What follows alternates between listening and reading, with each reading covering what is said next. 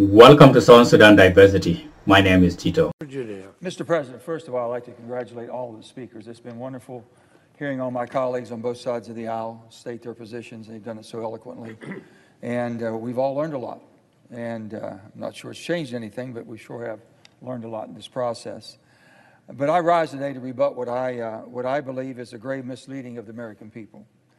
Before I get into the details, let me tell you a little bit about where I come from in my political background. I've been involved in public service in my state of West Virginia for over 40 years in one capacity or another. I've been in the House of Delegates.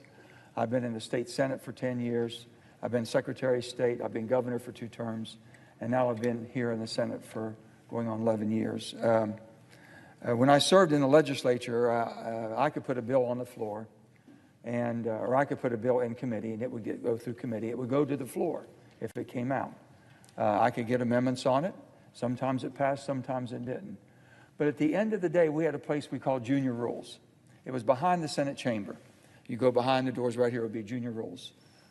After it was over, after we had our debates, discussions, whether it be in committee or whether it be on the floor, we would all gather, Democrats and Republicans. We ate together. We had some refreshments together. We spoke about what happened today and what we could do to make it better tomorrow. I never could understand when I got here how divided we were. How did this happen? So I kept thinking, when I first got here, they said, well, you know, the Republicans are over there and we're the Democrats here, and it's nice we all get along and everything, but now when they run, we got to be against them. I got to be against you, no matter how close you may be, no matter if I sit beside you, no matter if we have dinner at night. If it's your up and cycle, I got to be against you. Not only that, am I supposed to be against you, I'm supposed to basically write a check to whoever's running against you. To whoever's running against you. And maybe even they'd want me to maybe go to your state and campaign against you. And I'm thinking, you know something? Where I come from in West Virginia, if I went to work during the day and you did that to me, we're going to go outside and have a little conversation. That ain't going to happen back where I come from. And I wasn't going to do it here. Now, if we can change some things, that's what we should be changing. Why should we do this? How are we expected to sit down at the end of the day or the end of a session or end of anything and come back on Monday and says, okay, now, Senator Thune, would you go on this amendment with me and help me with this bill? After I just came out and basically worked for your opponent, who the Democrats have recruited, and basically give them money. That's not going to happen. It's not going to happen. So I keep thinking, we keep thinking, what's wrong with the place? That's what's wrong. I tried to get just a little oath that we could all sign that we wouldn't do that to each other. I guess there used to be a gentleman and ladies agreement. You just didn't do those things. But not anymore. Not anymore. I heard when the good old days, okay? I don't know what happened to the good old days, but I can tell you they're not here now. We can talk about a lot of things and the way we want to change, but I still really believe that we should be talking how we treat each other and how we approach each other in a body that's 330 million people are depending upon. But rules, what little bit we have left that maybe makes us take pause before we jump off of that bridge, we better be careful what we're doing. After the state legislature, I also had the privilege to serve as West Virginia Secretary of State. I never one time as Secretary of State in my official capacity had anyone ever talk to me, we've got to suppress the vote. Democrat, Republican, Independent, no matter what. No one ever came and said, Joe, we've got to stop this group from voting because that won't help us. No one ever thought that way.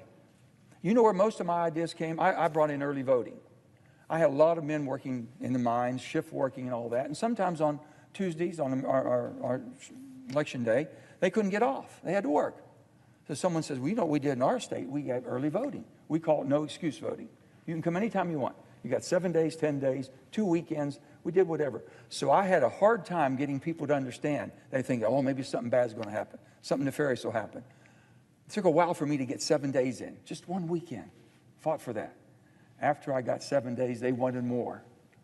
I understand that Kentucky just has early voting, and that's great. They make those decisions.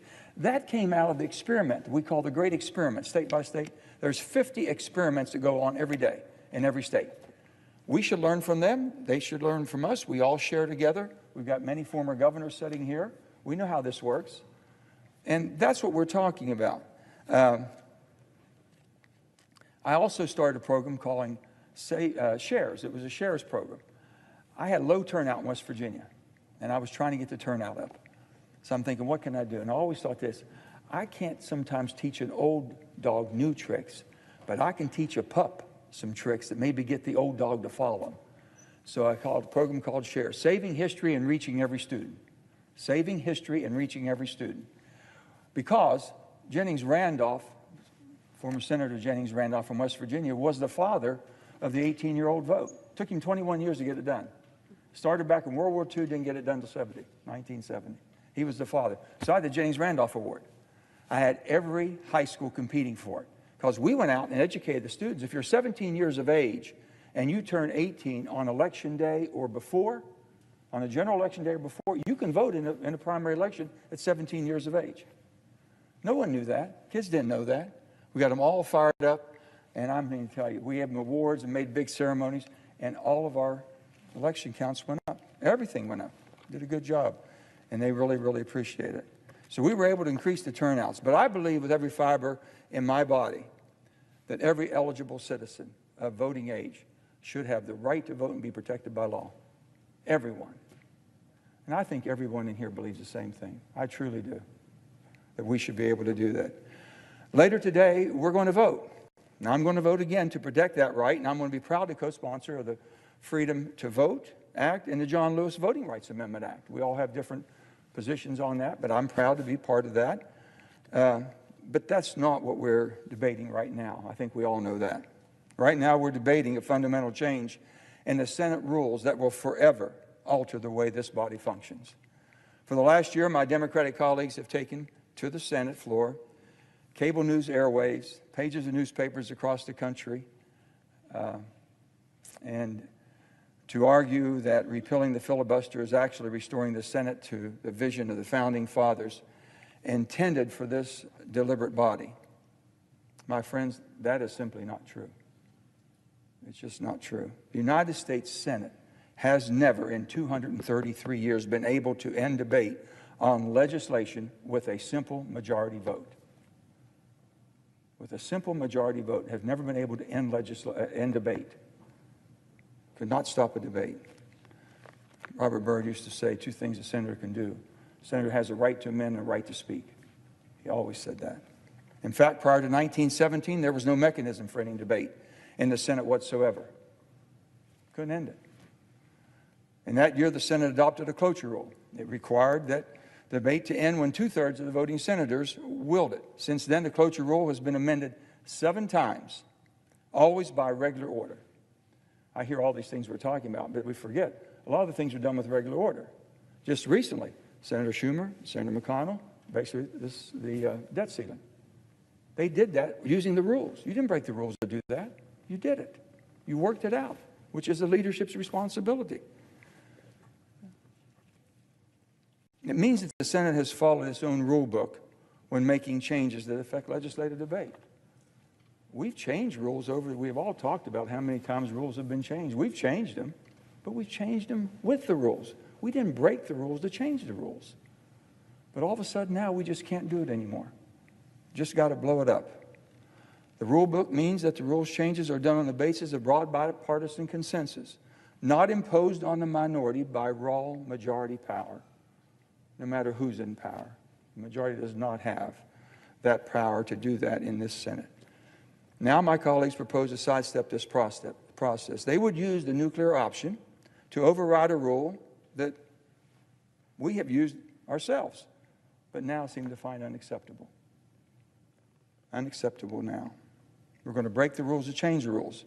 We'll make up new rules as we go along, invite ourselves to future majorities to disregard the rule book at will. No rule of the Senate can withstand the act of a willful majority. No rule will stand the willful majority, not the cloture rule nor any other rule. Let this change happen in this way, and the Senate will be a body without rules. There will not be no rules. The Senate's greatest rule is the one that is unwritten. This is an unwritten rule, and it's the greatest one we have. It's the rule of self-restraint. which we have very little of anymore, self-restraint. The rule will be broken along with the cloture rule if the nuclear option is executed, and for that I cannot be a party to that. But there's good news. Here's the good news. We don't have to change the rules to make our case to the American people about voting rights, about the John Lewis. We don't have to. We really don't. Senator Schumer didn't have to file cloture to cut off debate. He didn't have to fill the amendment tree to block Republican amendments. We're here. We could have kept voting rights legislation as a pending business for the Senate. Today, next week, a month from now, this is important. Let's work it out. Let's stay here and go at it. I think you all are here. Everybody's here. Had a lot of good talks today. I'm sure you have a lot of amendments you'd like to make, and all of us would like to make amendments. We want to see it work again. Let's do it. Let's go for it. That's exactly what I think should be done. I think the American people really need that. I think that we owe that to them. We've wasted a year behind the scenes, partisan negotiations, back and forth, talking through each other, around each other, but not to each other. Let's have the debate with Democrats and Republicans and let the American people decide. The pressure will come. That's what filibusters were about. The pressure mounted until you made either a compromise, you made a decision, you all decided to go. You know, one way or another, you were going to end that filibuster. And today we haven't seen that. Just 4 years ago, 61 of us, 61 senators, myself being one, 33 of us on the Democrat side, many of which are sitting in the chamber today. You've heard this many times. We sent a letter to Senator Schumer and to Senator McConnell, warning them of the dangers of eliminating the filibuster. That letter presented a united front committed to preserve the ability of the members to engage in extended debate when bills are on the Senate floor, while some of the senators have changed their positions. I have not. I respect that this is a two-way street, and I would hope you would respect where I am. I respect that you have changed your position on this. I would hope that you would respect that I have not, and I have never wavered on this. I do not and will not attack the contents of the character of anybody who's changed their position, and I would hope you would give me the same opportunity and not attack mine. Allowing one party to exert complete control in the Senate with only a simple majority will only pour fuel on a fire of political whiplash and dysfunction that is tearing this nation apart, and you don't have to look very far to see how we're tearing ourselves apart. I can tell you, every part of this country, people are divided now. It used to be that we couldn't talk about religion at the supper table. Now you can't talk about politics. It's truly become a blood sport, and it should not be that way. The rest of the world's looking at us. They're depending on us. They're looking for guidance. They're looking for some stability. If we do this, there's not going to be any check on the executive branch. Bob Byrd was scared to death of not having a check on the executive branch. Even when the executive branch was part of his own party being a Democrat, he always said, I do not work for the president. I work for the people of West Virginia. And he made very sure of that. And he made sure that every president knew that. And he made sure he'd hold them accountable. And they weren't going to steamroll over him. The filibuster plays an important role in stabilizing our democracy from the transitory passions of the majority and respecting the input of the minority in the Senate. Contrary to what some have said, protecting the role of the minority, Democrat or Republican, has protected us from the volatile political swings that we have endured over the last 233 years. The role of the minority is what ensures the policies of our nation have input from all corners of the country. We must never forget this is a Senate made up of 50 states, 100 senators, blue states and red states. For those who believe that bipartisanship is impossible, we have proven them wrong. In the last several years, we have made historic investments in our nation's public lands, passed trillions of dollars in COVID-19 relief, and finally invested in rebuilding our nation's infrastructure. These critical pieces of legislation have had significant impacts on Americans across the country. They were passed with broad bipartisan support. We can do it again. We truly can. We can make it easier to vote. We must. We can make it harder to cheat. I think we can. We've heard from our Republican colleagues who basically agree with us on that. We can reform the Electoral Count Act, which is what caused the insurrection. We agree on that. We can fix that. We never witnessed, so we'll never have to witness another January 6th. It was such an absolutely deplorable stain on this great country of ours. And we can protect local election officials from harassment and intimidation by making them federal crimes. We can do that, and I know we can do that together. I'm going to leave you with this. In May 2010, just a month before Senator Robert C. Byrd died, he died in June of 2010. This was a month before. Senator Byrd was asked by then Chairman Senator Chuck Schumer of the Rules Committee, I believe at that time, to testify about the filibuster before the Senate Rules Committee because of his unsurpassed knowledge on this subject. And Senator Capito knew him well too, and she knows how he would pontificate at times with us. But he would say, Senator Byrd began by quoting James Madison. He said, Madison said that the purpose of the Senate was first to protect the people against their rulers. Secondly, to protect the people against the transient impressions into which they themselves may be led. And that the Senate serves as a necessary fence against such dangers. Senator Byrd testified that the right to filibuster anchors this necessary fence. He concluded with, we must never, ever, ever, ever tear down the only wall, the necessary fence that this nation has against the excesses of the executive branch and the resultant haste and tyranny of the majority. Eliminating the filibuster would be the easy way out. It wasn't meant to be easy. I cannot support such a perilous course for this nation when elected leaders are sent. Thanks for watching. Please feel free to suggest any topics to be covered by South Sudan Diversity, and remember to subscribe if you like what you see.